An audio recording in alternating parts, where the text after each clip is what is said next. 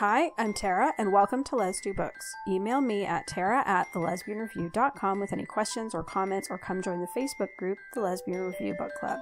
I'm so excited because I'm joined today by Clare Ashton, who wrote one of my favorite books ever, Poppy Jenkins, and her latest book, The Goodmans, is out everywhere now. But Clare is here today to talk about other people's books, and not just so I can fangirl at her. Authors are readers too, so I'm asking her about what lesbian fiction books she loves. So welcome, Clare. Hi, thank you very much for having me on the podcast. So, I didn't think to ask this first. This is how well prepared I am. Is there any kind of a theme to the books that you chose today? I wonder. I should be more prepared as well. I think there was actually, when I initially thought about it, I picked the books, and then I noticed actually all of them have humour of some sort, I think. But I mean, I've picked something sort of a literary one, crime one, romance, and a little short story as well. But they all have humour of various sorts in it. So I think that's the linking theme. And lesbians, lots of lesbians as well, obviously. Yes, definitely, especially for this podcast. So, what's the first book you'd like to talk about? Let's start with the literary one first, I think. I mean, everybody loves Sarah Waters, so I haven't chosen one by her. Gone for something that perhaps not everybody's come across yet. And the literary one I've gone for is, it's the ultimate rom-com, actually, in family drama Pride and Prejudice, and then it's queer version gay Pride and Prejudice by Christie. I think I've got a very common introduction to Jane Austen, like a lot of others at school, but the syllabus in English literature was just saturated with books by men, about men, with not many female characters and even fewer who were at all relatable. But I mean, right at the end of my school, at 17 or 18, we finally got to study Jane Austen, and that was brilliant for me. It was like the sun came out, because it was suddenly all these quite dry old books that men had read. It was funny, and it was about women and their families and relationships with each other, and of course, all exquisitely written with warmth and also a nice bit of cutting sarcasm. I do quite like that in a book. And the best of all of Jane Austen's books, of course, is Pride and Prejudice, because Lizzie Bennet is unconventional, and she's fiery, and she's funny, and she's loyal, and she struggles with people's expectations of her and throws them back in their faces a lot of the time. And for anybody who doesn't fit in, for queer reasons or other, I think she's a very relatable and special character.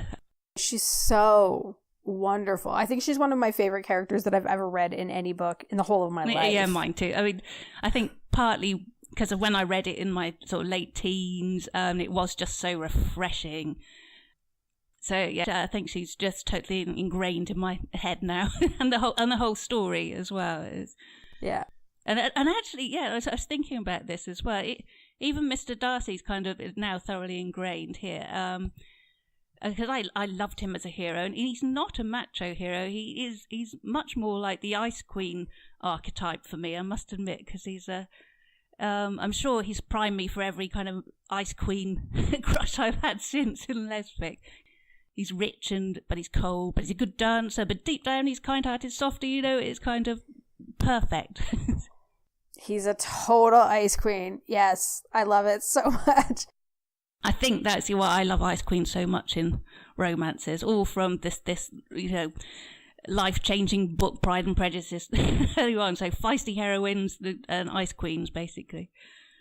So, do you want to talk about what Christie did with Pride and Prejudice? Yeah, I mean, I'm potty about Pride and Prejudice. I read, it's one of the few I reread, and so I've read the odd sequel that other authors have attempted, but it's never really quite satisfying, because I mean, nobody writes like Jane Austen. So I think Kate's approach with it, which is to sort of mash up the original text with tweaks, I think is brilliant, because it retains all the brilliance of Jane Austen. So I think she did at the time of Pride and Prejudice with zombies. So that was another mashup. I haven't read that one, actually. I must do sometime. Nope, I can't. Actually, no, don't read it. Don't read because it. it's not as good. Like all the new scenes, it just didn't. It didn't flow very well. Right. It didn't flow as well as... So I have read Gay Pride and Prejudice. Have it didn't you? flow Good. as well as this one did. Yeah. Oh, but did you think she pulled it off? I do think so. Yeah, I think it still kept the tone and the flavor, but, queered it up. I was really impressed with it. That she only did a lot of the time. It didn't need much tweaking really. I mean, because there's an awful lot of subtext there. I mean, I was thinking like Charlotte Lucas, who she's really not fussed about men, so you can leave her character pretty much as is. But I really liked the new sections that she added, and it was perfect that she went for Caroline Bingley, who suddenly dwells on, who finds Elizabeth just tolerable to start with, but then finds her fine eyes more than attractive. I thought that was the perfect queering. I found it was a lot of fun just reading it, spotting where she'd changed it, spotting new subtext in it, and I thought she wrapped it up in a very clever way as well. I pulling it all together with what happens to Darcy as well. I'd highly recommend it to any Pride and Prejudice addicts anyway. Well, that answered the question I was just about to ask about who you would recommend it to. I think that's one also that I would recommend to people who are looking for kind of a twist on historical lesbian romance. Because it kind of feels like it comes from an unexpected place, and then when you read it, it just feels very natural. Yeah, no, I'd agree. So what is your next book? Let's go on to crime then, I think. I used to read tons of crime. I think lesbians love crime for some reason. I've certainly used to it. It's a big popular genre, and there's a lot of British writers, lesbian writers, that actually started off in crime as well. I mean, Val McDermott being the big example. And I still read lesbian crime as well. R.E. Bradshaw is one of my favourites. I love her sense of place and character in her novels. A lot of novels in the States, I don't get a good sense of what it's like to be there, but in hers I do. I love the flavour in hers. But I've chosen a Brit, Cari Hunter, and her book No Good Reason, which is book one in the Dark Peak series. I've got a soft spot for the Peak District. I used to live there as well, but I mean, Cari's just a terrific writer. I read her first book, Snowbound, when it came out. It must be about 6 years ago now. And that was more like suspense romance, I think. But even in that writing style, it was really apparent. It was perfect for crime. It's vivid, evocative, and it's economical too, so it doesn't intrude on the plot, which I think is very important for crime. And I remember reading it actually. It was the first opening page of that book. My God, it's gory. It's kind of not what you expect for a kind of suspense sort of romance as well. It has you wincing. It's sort of feeling a little bit ill. Oh no! I've actually... Sheena knows that I have a tender heart and that I don't like super violent and gory things. And she's like, maybe you shouldn't read Cari Hunter's books, which are amazing, but not for you. So I still haven't actually checked out any of her books yet. Try. Maybe go straight to No Good Reason. But the thing is, it is gory. I did wonder about her mental health. I mean, after reading that, I was thinking, what kind of person knows how to inflict that kind of injury? And it's all its detail. But yeah, it turned out she was a paramedic, so a little bit less worrying. Mm-hmm. But her violence isn't cartoon violence or gratuitous violence, and it matters and it hurts. And I think that's how it should be. I think she does that very much deliberately. It's proportional in a book, and it really does matter. But so if you can maybe stomach one, try this one. So what's it about? It's definitely the crime category, but there is does centre on a relationship. It's one of my favourite lesbian couples, actually. There's a detective, Sanna Jensen, and a doctor, Meg Fielding, and they both grew up together in quite a deprived area in north of England, and they've known each other since they're kids, and they occasionally sleep together as well. And this is quite a nice, unusual relationship for lesbic, I think. Deprived background, messy as well. And the way they interact is sort of quite gruff at times. Then it could be humorous, tender, then offhand, poignant. There are so many facets to this relationship. It feels very real, and I think that's why it's probably one of my favourites. And you've got the bonus of seeing the relationship play out over a whole series as well, which I think is unusual. Series usually mix up couples, but she does it over the whole series, so you really get to know them. And if you get through the series, I think they will stay in your mind.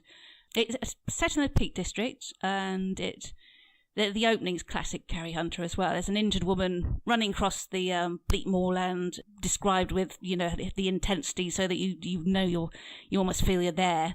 And it's the beginnings of a mystery in which both of the heroines are involved. Meg as the unconscious victim's doctor and Sanna as the police investigator.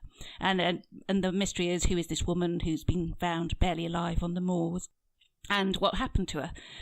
And there are just so many things going for this novel, because it's one of her later novels, so her style and her plotting is really, really polished out. Her style has always been phenomenal. Even in that first book, it stood out a mile, but now it's really brilliant. The setting, Peak District's beautiful but brutal, perfect. The characters and their sort of northern and British speech mannerisms, gallows humour of the emergency services, and even what biscuits they eat, they all bring these characters really vividly to life. And in this one there's a twist, and it's one of those highly satisfying twists that make you go cold inside and think, oh shit. And it's just brilliant. It's not a twist that's kind of it's the blood drains from your body, and it's brilliantly done. The twist matters. It kind of makes you feel a bit sick. It's great. Okay. I'm probably not sold you to this at all.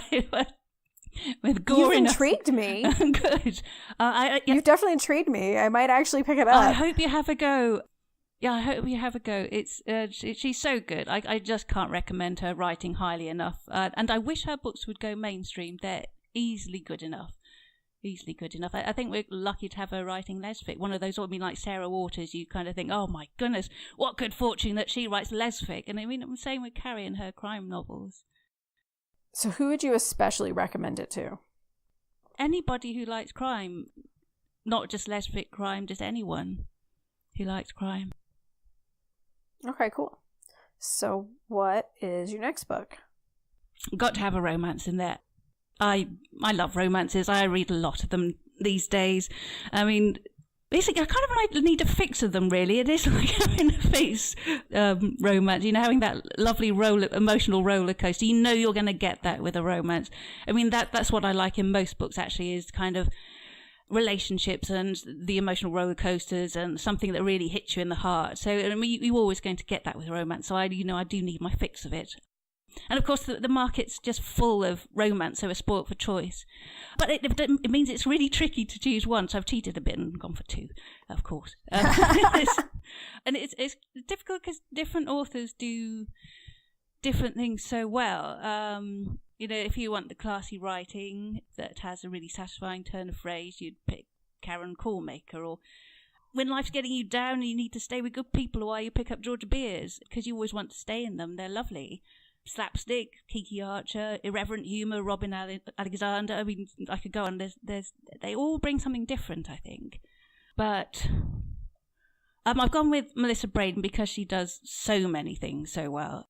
She's so good. Yeah, it's just sickening, quite frankly. It's a good job I like her books, honestly. It is. I'm a bit behind with hers, actually. I haven't started her latest series. I'm not good with moderation, so I'm trying to hold off until they're all available, then I can just go through all of them. Oh, okay, that's a good idea. The first one is my favorite of all of her books now. Wow, okay. Yeah, it's so good. It has the right amount of angst, and it's like the angst that like punches you right in the gut. Oh yes, I like that. It's so good. It takes place in Hollywood, which I love, in the writing room of a family drama. And one of the characters has an anxiety disorder, and it's handled so well because it's not debilitating in the sense that like her whole life halts because of it. but you can see how it affects her job and her relationships. And as someone who also deals with anxiety, I found that so affirming to read and see it so believably on the page. So that book I highly recommend. It's amazing. Damn, I'm going to have to try it. No, I'm trying to hold off until they're all ready. Stop it. I'm not sorry.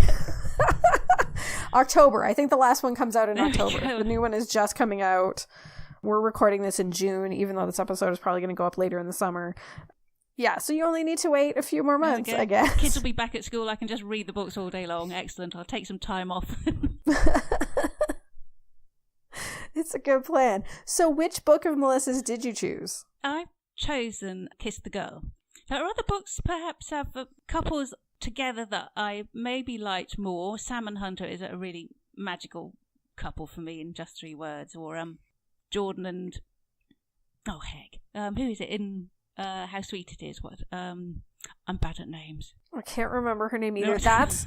I think that's the only book of hers that I've only read once. Right. So I can't. Jordan and the other one. I really like them. I didn't think I was going to like that book because I thought that the title was just too sweet. And I thought, I can't read that. I'm not that soppy. I like hard crime stuff as well. And I read it and I absolutely adored it. It's one of my favourites. So that one is super angsty too.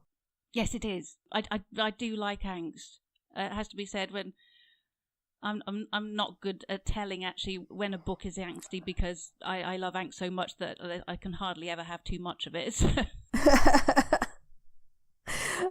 So why did you choose Kiss the Girl then? Right, yes. Because it has everything. It's the plotting, and I think it's of the ones I've read so far. I think it's the best structured and plotted, and the drama is there, and you've got the beautiful friendship groups. You know, all the buddies are there. And the kissing. I mean, that's some kissing in there.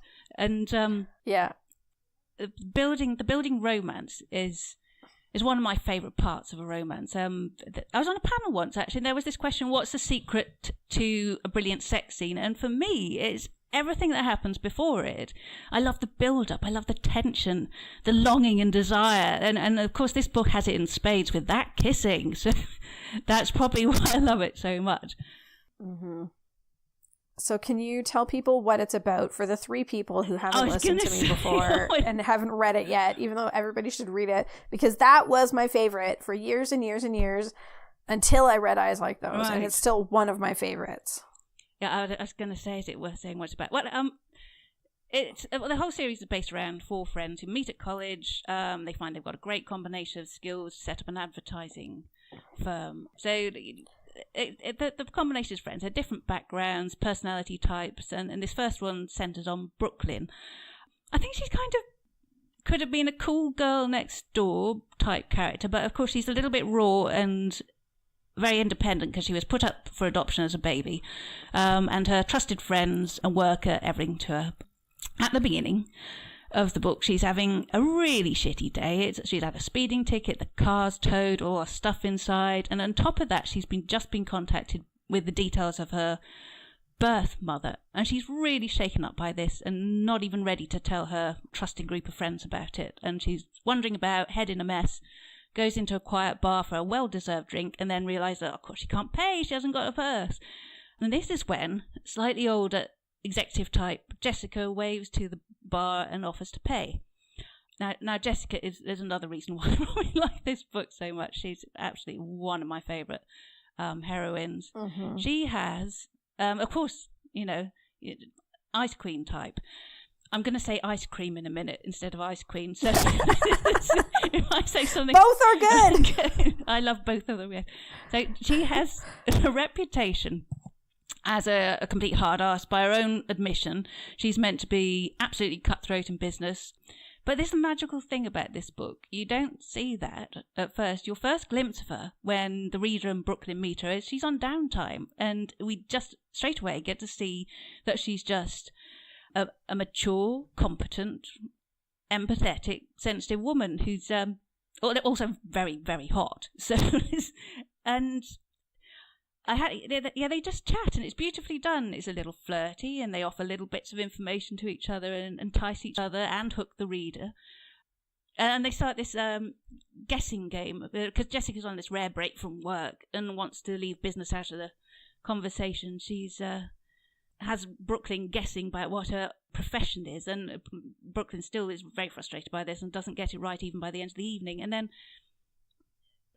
because it's just an impromptu surprise meeting, and they don't know who each other are, and they're not in their usual sphere, they're kind of lulled into it, giving each other more personal information than they would otherwise. And Brooklyn admits that she's been contacted by her birth mother, and Jessica's there for her with a little sprinkle of human sympathy and good advice, just offered by this rather mature, caring woman. Then on the way out, Jessica pays for the cab, and in that moment they kiss, and it's good. And Lisa Brayden does good kissing, so you feel that kiss. It's really good. And yeah, it's the best. Yeah. And so Brooklyn leaves her number, and even when we're just a couple of chapters in, we're all hoping Jessica calls. So, I mean, that's buckets of chemistry there. And then comes the drama, which is that combination of chemistry and drama does it for me. Brooklyn dreamily tells her mates about this toe-tingling kiss and wonderful woman. But Jessica doesn't call all week. But luckily, Brooklyn's distracted by a presentation she's preparing for. They're trying to get a new client, and they're up against the massive Lennox group, who's run by this complete immoral bitch, according to friend Mallory.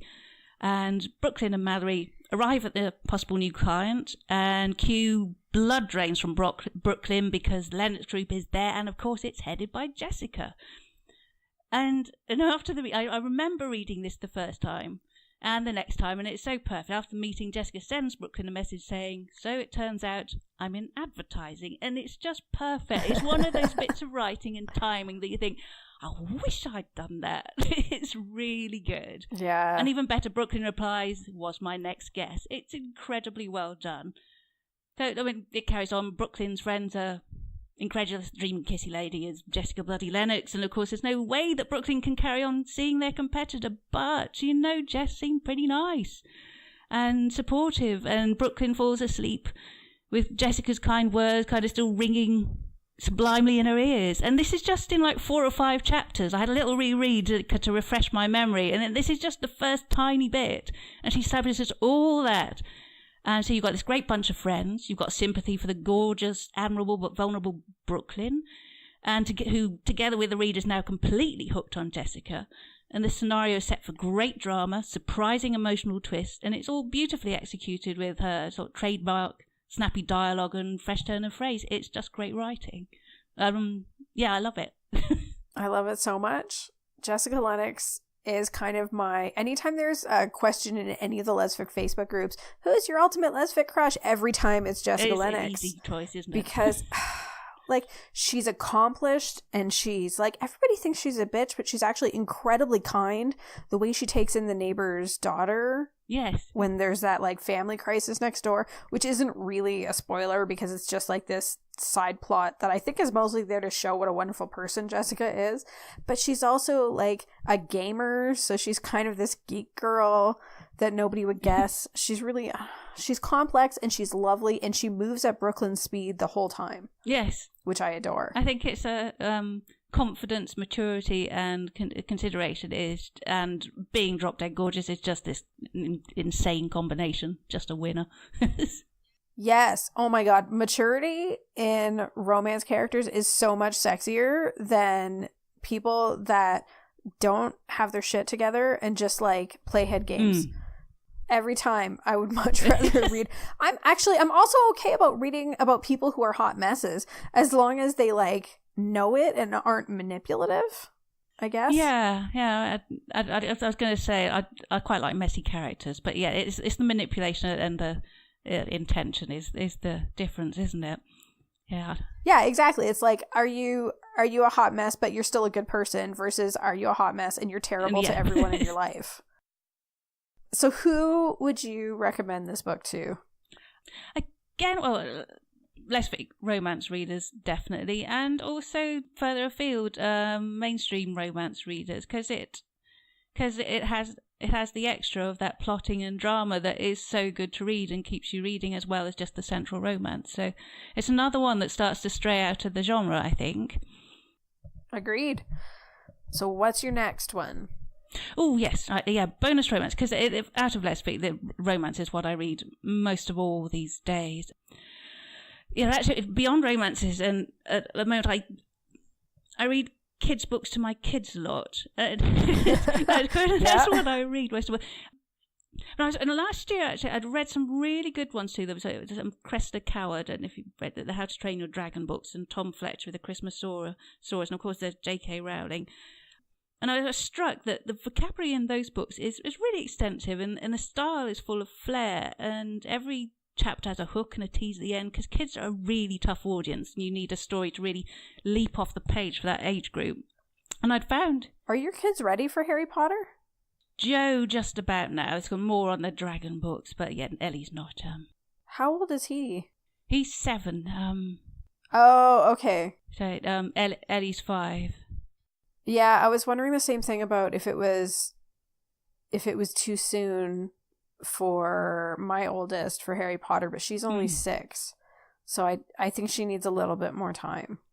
Have you I'll talk to you about kids' books another time, maybe.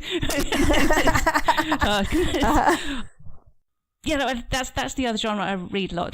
There was a point to this, I remember. It's when I was reading lots of romance as well at the time, and I found they just didn't have that sparkle, because I was being a bit spoilt by these kids' books, until I found this one, which was Who'd Have Thought by G. Benson.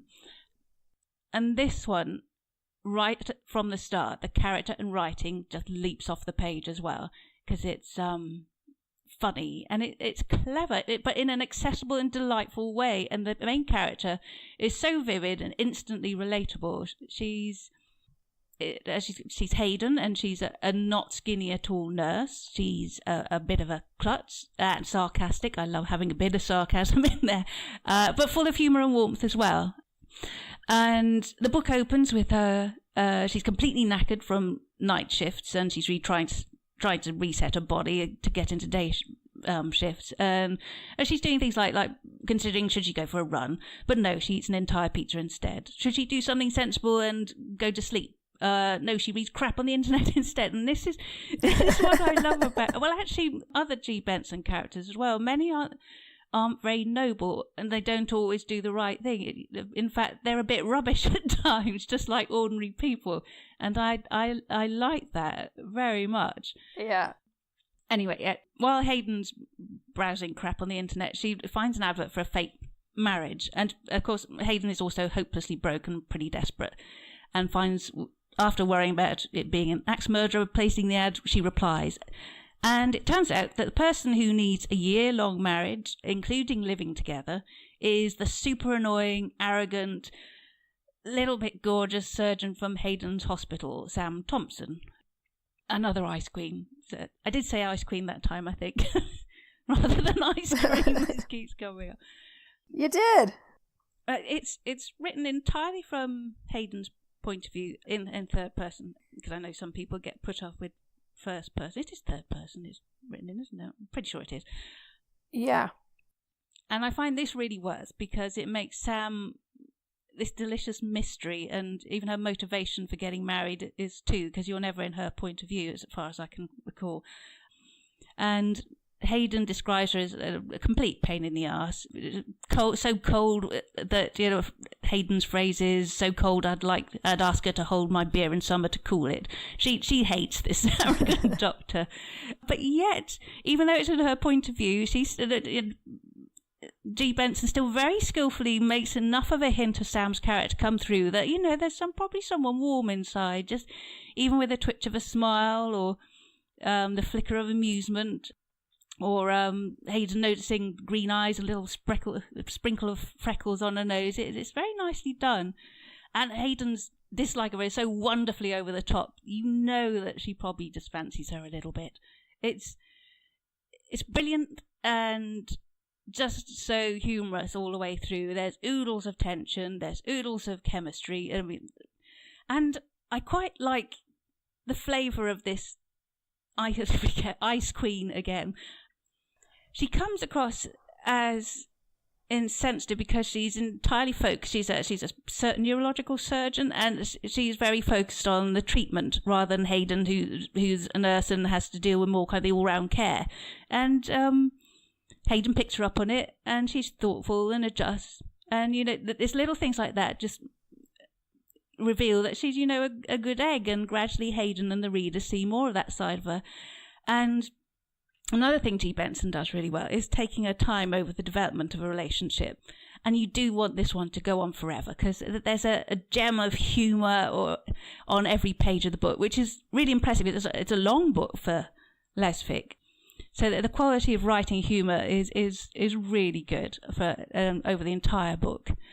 And another element of her work I always go for is family scenes and kids too. She's... like in another of her books, All the Little Moments, the toddler, I just wanted to pick him up and cuddle him through the entire book. She's so good at doing kids. She gets their cute behaviour and things she says down perfectly. But she doesn't forget that they're revolting little creatures that puke and shit everywhere as well. Which is a lot of authors forget that. But that makes them really believable and even more adorable, I think. Yeah, I have big maternal moments reading her books. There are lots of elements to like about her work. Yeah, I totally agree. I mean, I was bound to like this book because it was just like a bunch of my favorite jams all stuffed into one book, because it has the opposites attract element. It's a workplace romance. It's a medical romance. Oh, she's really good at the medical setting, isn't she? Yeah. Well, I mean, she's a former nurse. So I think that helps. Like, she's able to really bring that out in them. Yeah, I like that the humour that the nurses there. It was very that I think they're ordering burgers or something for lunch, and they're really both hungry, and they're just telling each other, her friend, some really gruesome stories at the same time. Go, yum! I need a burger. It's kind of very funny and realistic. Yeah, she's really good. Did you like the one you didn't mention? Did you like Flinging It? Have you read it? Yes, I did. Yes, I have. I know it's one that people are a little bit more fussy about because it's based on an affair. But again, I like that. They weren't perfect characters again. Yeah. I think she handled it very well. I like that they, were a bit rubbish and messed up, but they were still good characters. Now I really like that, and great humour again, and nicely drawn out relationship again. That's probably my second favourite of hers. Yeah, I thought that one was absolutely brilliant, because I love that it feels like in many books when there is some kind of an affair or cheating, that there's very much like a judgment on the action, and there was no judgment in this case. Like, it was very nuanced because it was a part of the characters' journeys, and I really liked that. But I mean, you did something similar to that in one of your books as well, like with That Certain Something, which I'm sure has had equally polarized responses to it. I'm trying to think now, actually. I remember that book less well than the books I'm talking about at the moment. I must have a flick through. Yes, I didn't realise that before writing it, that it was such a polarising issue in lesfic. I probably have written it anyway. But... I mean, I'm glad you did, because it was really... I don't think it would have... There's no way it could have been the same book if that whole, like, cheating one-night stand thing hadn't happened. But that tends to be very much a no-go zone for some readers. And I'm really glad that some authors are writing the stories anyway, because I think it's leading to some really, like, rich characters and stories that we are better off having. And definitely, you can't take lesfic. It does annoy me sometimes that it's very prescriptive about what should be allowed and what isn't, what's really crapped upon in reviews. Actually, the genre quickly comes stale if you police it so much, I think. So it is fine not to like a book. I mean, not everybody's going to like the same book, but. Yeah, But we don't need to release the same book over and over and over and over again. No. So what is the last book you'd like to talk about? I thought I'd choose a short story. Even though I don't read that many these days, I used to read tons. I kind of, over the years as I've read more, I found it's a form that's very difficult to get right, actually. I certainly don't get it right. I find many have kind of trite twist endings once you've read quite a few. You get a feel for them, or the stories might be better suited to a novel and you feel they're unfinished and you want to know more about the characters, and I find them quite unsatisfying. but this one I just thought was just perfect, actually. It's a queer short story about women. It's not a lesbian formula, but it's Penny Nichols by Layce Gardner. I won't say too much about the plot because it is a very short story. I'll give the blurb instead. I think that's better. Yep. So when Penny Nichols walks into the eclectic hair beauty salon, she meets Luann. She gets more than a new hairdo. This is the story of two very different women, each with a dark secret, and how they help to heal the other. And it's just a very vivid glimpse into the lives of two ordinary women. Ordinary but wonderfully complex in the way that real people are. It's beautiful, so beautifully done. It's intense, it's funny, it's poignant and heartbreaking. I think this is what's common to so many of my choices, is it gets all these emotions and it's funny. I love the roller coaster of all kinds of books, so I think that's a common theme with my choices. But all that range of emotion is remarkable given the story's length. It's kind of like having a vitamin drop. It's the kind of little drop of sweet tanginess, but it's also a bit bitter, just a concentrated drop of flavours that's kind of makes your eyes water so intense, but in an utterly pleasurable way. I think that's the best way to describe it. It doesn't have a twist ending, but strangely it doesn't leave you expecting more or wanting it to be not a novel. There is no more, and read it and you'll feel happy and bereft that it's that way. I just adored it. But despite adoring it, I still haven't read any more of her work. I'm a little afraid to, actually, because I don't want to be disappointed, because I just thought this was just such a lovely little drop of perfection. Mm-hmm. I didn't want to be disappointed. So if anybody knows any Layce Gardner work to follow up Penny Nichols, then let me know. Can you buy it on its own, or is it in a collection or anthology? It's just on its own in Kindle 99p or something, whatever the minimum is on Amazon. Okay, you definitely have me intrigued, and I'm going to go get that one right away. Oh, good. So, is there anything else that you want to share about your journey as a reader? I suppose, I've been reading lesfic for quite a few years, and it's really nice that there's so much out there now from a reader perspective. It's brilliant. So I'll be reading it forever. I never get too much of it. I think I have enough books on my Kindle that I could read for a decade, and I would maybe get through all of them. It turns out that FOMO means you keep buying more books than you have time to read, even if they're not collecting space on your shelves. Yeah, whenever I get a chance to read a book, I never want to read one I've already got. And my brain is just so bloody minded about it. It wants to go and get a new one, so I have exactly the same trouble. Mm-hmm. So, Claire, where can people find you online if they want to connect with you? I'm on Twitter a little bit, but I'm mainly hang out on Facebook. I'm under Tig Ashton, just to be annoying. I think that's a bit of a bit of a mess up on my part. It's not terribly sensible thing to do. Why? Well, I just joined Facebook and joined a lesbian group before I got a novel out, I think. So well, everybody calls me Tig. My kids call me Tig. My parents call me Tig. It's kind of my real name.